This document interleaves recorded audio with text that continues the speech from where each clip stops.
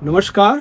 पिछली कुछ वीडियो में लगातार मैं नए क्रिमिनल लॉज में तकनीक के इस्तेमाल, टेक्नोलॉजी का यूज़ के बारे में बात कर रहा हूँ। और एक मैंने थोड़ा बड़ा वीडियो था वो, लेकिन उसका पर्पस था चूंकि वो जो सब्जेक्ट था वो इतना विशाल है, क्राइम सीन था, उसमें डिफरेंट क्राइम्स में, डिफरेंट ऑफेंसेस में क्या क्या चीज़ देखी जानी चाहिए, तो वो एक साथ ही उसको मैं प्रस्तुतिकरण करता तभी समझ में आने की चीज़ थी। तो छोटी वीडियो उसमें संभव नहीं थी। मैं समझता हूँ कि बड़ी वीडियो को थोड़ा देखने में कभी कभी दिक्कत होती है, समय का अभाव या बोरियत ये सब, लेकिन थोड़ा इसमें चूंकि कानून का विषय है ना, इसमें समझने के लिए कभी कभी समय निकाल के मुझे, मेरा सुधी दर्शकों से अनुरोध है कि कुछ थोड़ी सी अगर बड़ी वीडियो भी होती है तो कृपया मेरे साथ बियर करें। उसका उद्देश्य बड़ा क्लियर रहता है और मैं प्रयास रहता है कि उसकी तारतम्यता भंग ना होने पाए। तो अभी हम बात करेंगे कि audio video visual recording of scene of crime और स्टेटमेंट्स और सर्च एटसेट्रा, इसके बारे में क्या क्या हमारे नियम है।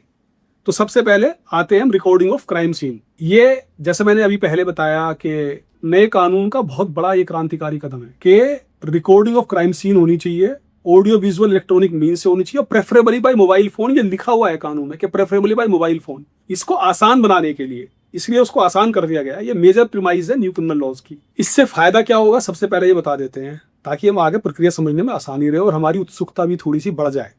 इससे फायदा क्या होगा कि एक तो इस क्वालिटी ऑफ एविडेंस हमारी इंप्रूव होगी, और ये पूरे क्रिमिनल जस्टिस सिस्टम को, जब क्वालिटी बेटर होगी एविडेंस की, तो पूरे क्रिमिनल जस्टिस सिस्टम को, सीजीएस जिसको हम शॉर्ट में कहते हैं, उसको इंप्रूव करेगा, इसको स्ट्रेंथन करेगा, इंप्रूव करेगा। विटनेसेस के बयानों में कई बार विरोधाभास हो जाता है, कॉन्ट्राडिक्शन हो जाता है। अभी उसने 161 के बयान दिए जो पहले सीआरपीसी थी, उसमें कुछ और बोले जो 180 में बयान होते हैं बीएनएसएस में, और अदालत में जो बयान करने गए तो कुछ और बोलने लगे।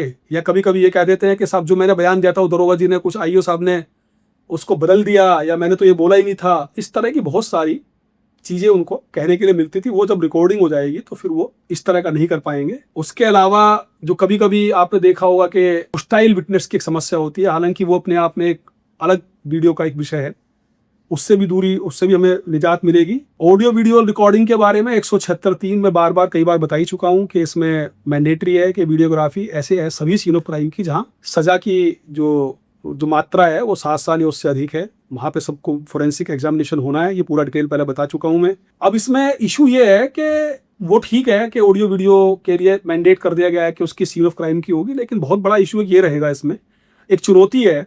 एक तो अप्रोप्रिएट गाइडलाइंस इसमें फॉर्मुलेट होनी पड़ेगी। सभी स्टेट से अपेक्षा भी की गई है कि इसके लिए गाइडलाइंस बना दें कि इसको करने का तरीका क्या होगा, इसकी एसओपी क्या होगी।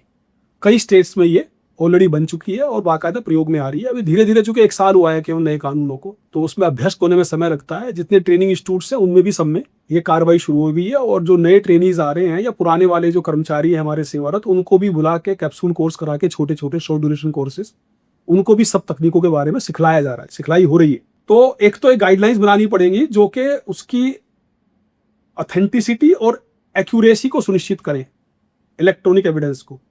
जैसे कि अभी मैं बताऊंगा आगे कि किस प्रकार उसका सर्टिफिकेशन होना है, सीलिंग होनी है, सैंपलिंग होनी है, फॉरवर्डिंग होनी है। ये इसके बारे में गाइडलाइंस की बात है। उसके बाद ताकि इसका ऑल्ट्रेशन ना हो पाए, कभी कभी इस तरह के आरोप लगते हैं कि साहब जो सीन ऑफ क्राइम से बरामद एविडेंस था उसको बदल दिया गया है। डिफेंस का, असल में मैं टेक्निकल एविडेंस के बारे में बात करना चाहूँगा किसी एक अलग वीडियो में, कि टेक्निकल एविडेंस से बड़ा बहुत चीज़ मिल जाती है डिफेंस को। अगर डिफेंस का कोई अच्छा लॉयर है तो उसका प्रयास होता है कि वो टेक्निकल एविडेंस में कहीं ना कहीं अपना बचाव ढूंढे।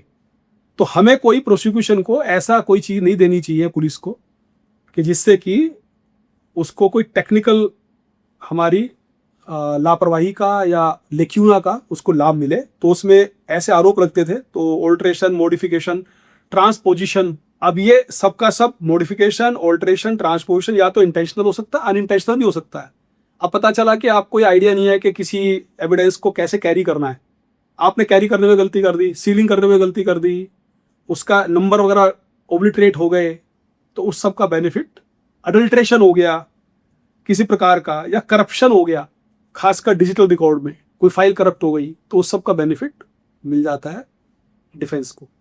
तो इसलिए हमें यह भी देखना है कि जब हम ऑडियो वीडियो रिकॉर्डिंग करेंगे सीन की, तो इन सब चीज़ों का भी ध्यान उसमें क्रम में हमें रखना है।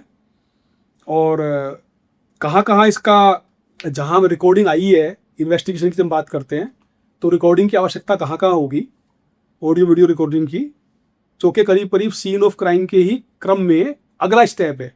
तो 176(1) में होगा कि जो एक्यूज्ड है, विटनेसेस हैं, विक्टिम हैं, या जो और जितने भी उसमें गवाह बनाए गए हैं, वो 176(1) में उनके जब बयान लिया जाएगा तो वो सारे के सारे या तो उसको रिकॉर्ड कर लिया जाए, वैसे वो ऑप्शनल है, लेकिन उचित होता है कि उसको कर लिया जाए। 173 जो BNSS है, जिसमें मैंडेटरी है ऐसे सेक्सुअल ऑफेंसेस में जहां पर के कोई रेप की घटना हुई, या सेक्शन 64 से 71, 74 से 79 और 124 124 BNS का कोई अपराध हुआ है, ऐसे विक्टिम के खिलाफ अपराध हुआ है जो फिजिकली या मेंटली डिसेबल्ड है, तो वहां पे वर्ड शैल यूज किया गया है कि वहां पर ये ऑडियो वीडियो रिकॉर्डिंग होगी ही होगी।